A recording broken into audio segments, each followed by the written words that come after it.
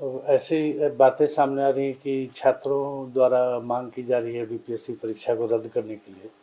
ये स्पष्ट करना चाहेंगे कि आयोग के समक्ष अभी ऐसा कोई प्रस्ताव विचाराधीन नहीं है।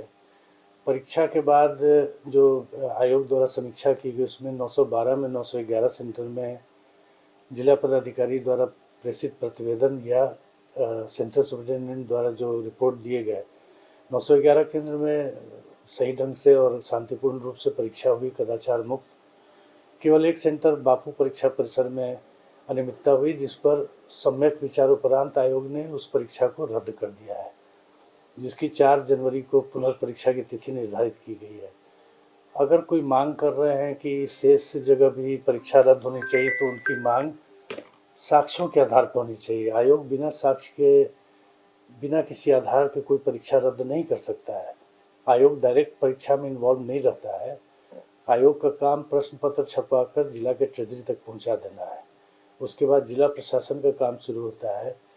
तो जिला प्रशासन से जब तक ऐसा कोई प्रतिवेदन प्राप्त नहीं होगा कि कोई अनियमितता हुई, कोई दिक्कत हुई, कोई गड़बड़ी हुई, कदाचार हुआ, तब तक आयोग किसी परीक्षा को रद्द नहीं कर सकता है। और ऐसा अभी आयोग के सामने कोई मामला विचाराधीन नहीं है कि परीक्षा को रद्द किया जाए। कुछ लोगों द्वारा कई तरह के आरोप लगाए जा रहे हैं, लेकिन सभी आधारहीन, किसी के बारे में कोई साक्ष्य उपलब्ध नहीं कराया गया है। जैसे कुछ लोगों का कहना है, छात्रों का, कि कई केंद्रों पर सीसीटीवी और जैमर काम नहीं कर रहे थे। किसी कमरे में बैठा हुआ आदमी जिसके पास न मोबाइल है, वो परीक्षा देने आया हुआ है, उसको कैसे पता कि जैमर काम नहीं कर रहा और सीसीटीवी काम नहीं कर रहा है? इस तरह के मनगढ़ंत आरोपों को आयोग गंभीरता से नहीं लेता है। और जैमर काम कर रहे थे कि नहीं, सीसीटीवी काम कर रहा था कि नहीं, बायोमेट्रिक काम कर रहा था कि नहीं, ये सब मॉनिटरिंग आयोग के कंट्रोल रूम से होती है। कुछ जगह समस्या थी जिसको कि बात करके दूर कर लिया गया। सीसीटीवी और जैमर कोई मैंडेटरी थोड़ी है कि काम नहीं कर रहा था तो कोई परीक्षा में व्यवधान उत्पन्न हो गया। पहले परीक्षा नहीं होती थी सीसीटीवी और बिना जैमर के। तो ये कहना बिना किसी आधार के कोई मतलब नहीं है इसका, और बिल्कुल गलत आरोप है कि काम नहीं कर रहा था, क्योंकि अंदर बैठे हुए छात्र को बिल्कुल पता नहीं चल सकता कि कौन सा कैमरा काम कर रहा है, कौन सा ये जैमर काम नहीं कर रहा है। एक आरोप ये भी लग रहा है कि एक कोचिंग संस्थान से कुछ प्रश्न मिल गए, तो उस कोचिंग संस्थान के टेस्ट सीरीज के 14 प्रश्न कुल बीपीएससी के 150 प्रश्नों से मेल खा गए। प्रश्न पत्र कोई बाहर से थोड़ी मंगाया जाता है, इसी भारत के जो एक नॉर्मल सिलेबस है उसी से सेट किए जाते हैं। ये तो बुरी बात है कि 150 में मात्र टेस्ट सीरीज से 14 प्रश्न मतलब मिले। अब उस टेस्ट सीरीज पर जो डिपेंडेंट हो के जाएगा तो वो कभी पास नहीं कर पाएगा।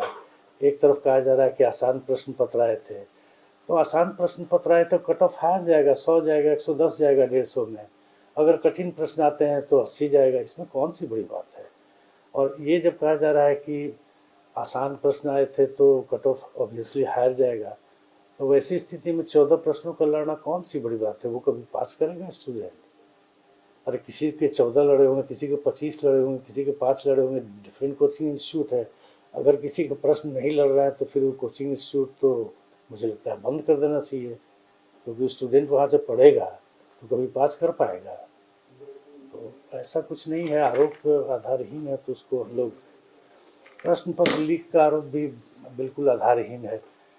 1 बजे पहली बार ये हुआ था, जो बापू परीक्षा परिसर में जिन लोगों ने बाधा पहुंचाई परीक्षा में, तो प्रश्न पत्र 12:25 होते होते छीन करके और गेट के बाहर अपने साथियों को फेंक दिए।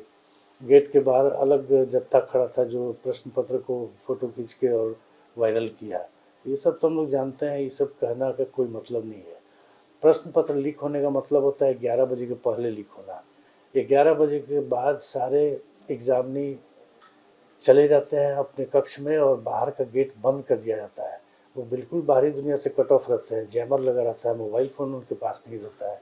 11 बजे के बाद अगर कोई प्रश्न पत्र बाहर भेज भी देता है तो किसी भी हाल में वो सॉल्व होकर परीक्षार्थी तक पहुंच ही नहीं सकता है।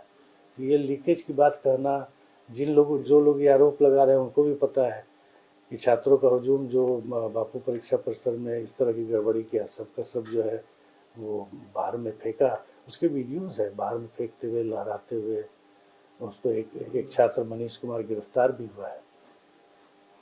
और अभी आयोग के पास कोई ऐसा मामला विचाराधीन नहीं है कि परीक्षा को रद्द किया जाए। 4 जनवरी को पीटी और मई में संभावित तिथि है कि मुख्य परीक्षा ली जाएगी।